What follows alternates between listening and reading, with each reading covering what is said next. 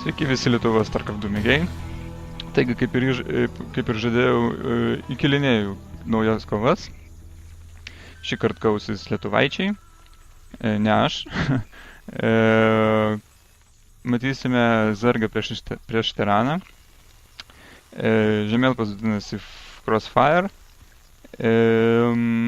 Apatinėme kampe pas mus oranžinis KM, o viršuje Zargas Lennox. Aš tarp kitko neseniai atsisunčiau iš vieno lietuviško puslapio Lennoxo vaizdo įrašų paketą ir stengsiuosi juos pakomentuoti, kadangi aš noriu komentuoti lietuviškas kovas. Šis mačas yra draugiškas. Matot, priešininkai šnekučiuojasi savo draugiškai, nieks super labai nesusikaupęs, atsipalaidavę žmonės. Taigi, tai yra mažas žemėlapis, 1:1. Jis Zargam nėra labai parankus, kadangi čia yra visokiausių pilna uolų, siaurų praėjimų ir viso kito, kas yra labai paranku tiranams, nes jie susikuria daugybę tankų, pastato juos į apgulties režimą ir tiesiog taško viską aplink. O Zargam būtų labai gerai didelės erdvės, kad galėtų apsupti priešą ir jį sunaikinti. Na, bet kuriuo atveju pažiūrėsim, ką darys Lennoxas. Lennoxas dabar įsteigė savo pirmąjį pletinį, ties 2:20 minučių, ir Tirana irgi šiaip nesismulkina, irgi steigia savo plėtinį. Ir manyčiau, jeigu Lennoxas nebūtų plėtęsis, o tiesiog greičiau būtų šitą baseinėlį pastatęs ir užpuolęs su Zargas, aš nelabai įsivaizduoju, kuom KM-as būtų atsirėmęs, atsimušęs, apsigynęs. Taigi, štai ir KM-as pradėjo barakus statyti. Taip pat manau, kol kas yra apylygė kova. Nors kita vertus Zargas turėtų būti visą laiką viena bazė priekyje savo priešininko.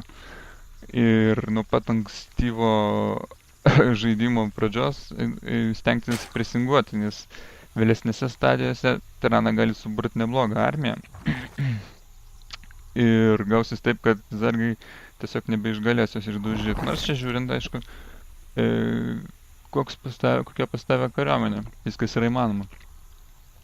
Taigi, Lennoxas ir savo aukso kasyklą įsteigė. Žmonės tikrai nesismulkina, kaip ir sakiau, jam reikia trečios bazės, tai jis tiesiai prie aukso nuėjo. KM-as atrodo apie tai nelabai kada ir sužinos, nes jis skautų nesinčia, štai eina skautas.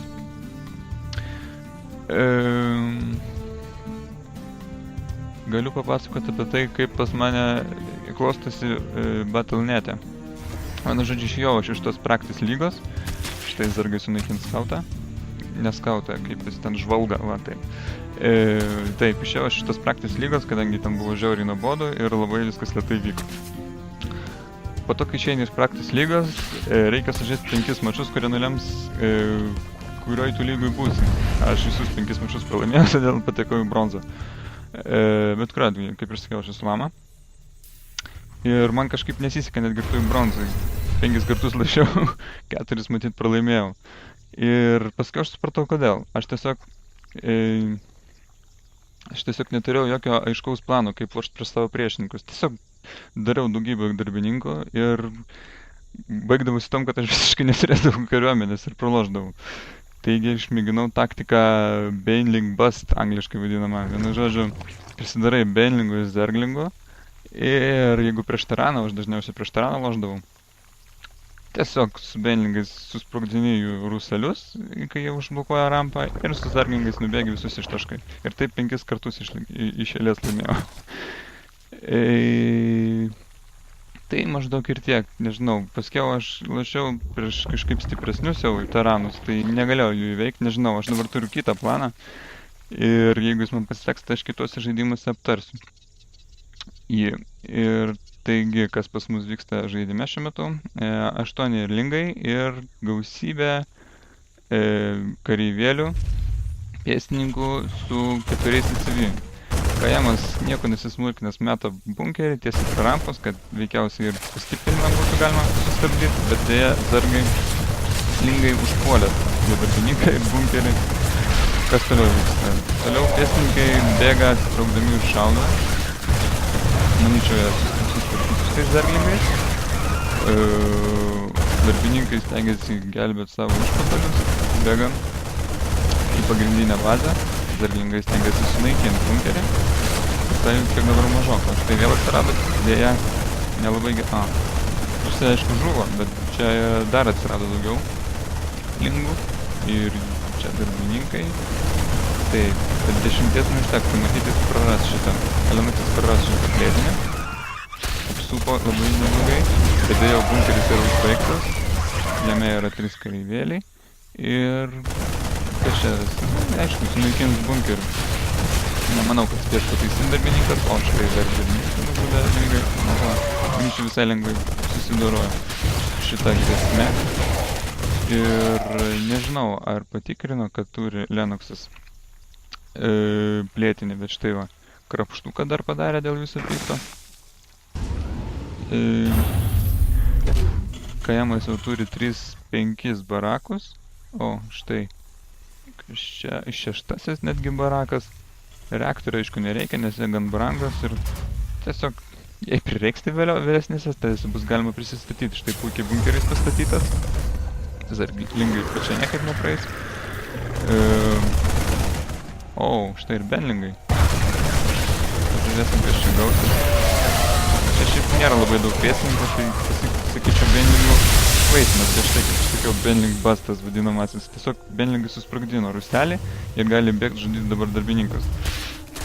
Man jau bent jau bronžą, tai bent puikiai sekėsi, kol nepatikau į top 10. Ten jau su šitikiais dalykais nelabai prasisuko, nes matyt neužtenka mano gebėjimų. Bet kuriuo atveju, pasižiūrėkim, ką mes praradom. Mes praradom beveik nieko, kad ir kaip neblogai buvo užpuolęs Kajamas, visgi resursų Lennoxas prarado tikrai daug mažiau negu, nedaug, 300 mažiau negu Kajamas, kas yra šiek tiek keista. Štai Lennoxas būrė naują armiją, neketina laukti, kol iš dangaus nukrys pergalę ir pats įmasi veiksmą. Ir kaip ir sakiau, tą ir turi daryti zargai.